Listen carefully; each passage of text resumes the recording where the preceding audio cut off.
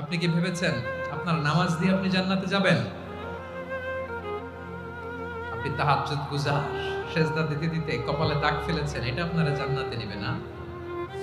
আপনি এলাকার সবচেয়ে বড় হাতেম তাই দানশীল, এই দানের ভরসায় বসে আছেন। কুশ্চিন কালো না। আমাদের নামাজ, আমাদের রোজা, আমাদের ইবাদত, এগুলোকে মিজানের পাল্লায় উঠালে কোনো ওজনই হবে না। তবে আমাদের একটা কৌশল জানা আছে, আমরা আল্লাহর রহমতের ভিখারি।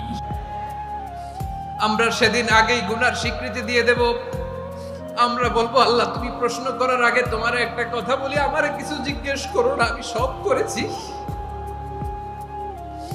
এমন কোন পাপ নাই যে পাপ আমারে দিয়ে হয় নাই। তোমার রহমত দিয়ে তুমি জান্নাতে পাঠাবা, তোমার দয়ায় জান্নাতে যেতে চাই, আমল দিয়ে না। পারবেন বলতে? কিয়ামতের দিন আমরা বলবো, আল্লাহ আমার আমল দিয়ে জান্নাত চাই না, আমি তোমার দয়া দিয়ে জান্নাত চাই। তোমার দয়া ছাড়া আমার কোনো উপায় নাই।